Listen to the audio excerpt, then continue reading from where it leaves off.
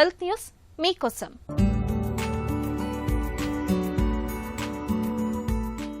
రొమ్ము కణజాలానికి సంబంధించిన సవివర మ్యాప్ను శాస్త్రవేత్తలు అభివృద్ధి చేశారు. మహిళలకు వయసు మీద పడే కొద్దీ కణాలు క్షీణించడంతో పాటు వాటి వృద్ధి తక్కువగా ఉంటుంది. తద్వారా ఒక సూక్ష్మ వాతావరణం ఏర్పడుతుందని, అందులో క్యాన్సర్ కణాలు వృద్ధికి అనుకూల పరిస్థితులు ఉంటాయని కేంబ్రిడ్జ్ విశ్వవిద్యాలయానికి చెందిన పరిశోధకులు వివరిస్తున్నారు.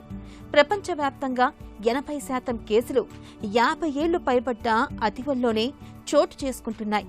కణాలు విభజనకు లోనే స్వీయ ప్రతులను సృష్టించుకునే క్రమంలో వాటిలో ఉత్పరివర్తనాలు పోగుపడతాయి.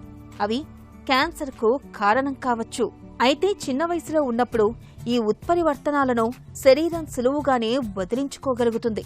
కానీ వయసు మీద పడ్డాక ఆ పని చేయడానికి కష్టపడుతోంది.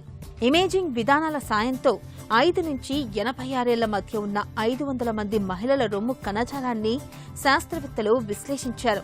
ఈ చిత్రాలను హార్మోన్ గ్రాహకాలు, రోగనిరోధక కణాలు, కణజాల తీరుతెన్నులతో కలిపి ఒక మ్యాప్ను వారు తయారు చేశారు. వయసు మీద పడే కొద్దీ రొమ్ముల కణజాలంలో తక్కువ సంఖ్యలో కణాలు ఉంటున్నాయి. చాలా తక్కువగా విభజన చెందుతున్నాయి. పాలను ఉత్పత్తి చేసే లోబ్యూల్స్ తగ్గిపోవడమో, అదృశ్యం కావడమో జరుగుతుంది. డక్ట్లు దట్టమైన సపోర్టింగ్ పొరలతో మరింత పెద్దగా మారుతున్నాయి. కొవ్వు కణాలు పెరుగుతున్నాయి. రక్తనాళాలు తగ్గుతున్నాయని పరిశోధకులు వివరిస్తున్నారు. మెనోపాజ్ దశలో రొమ్ము కణజాలంలో నాటకీయ మార్పులు జరుగుతున్నట్లు పరిశోధనలో గుర్తించారు.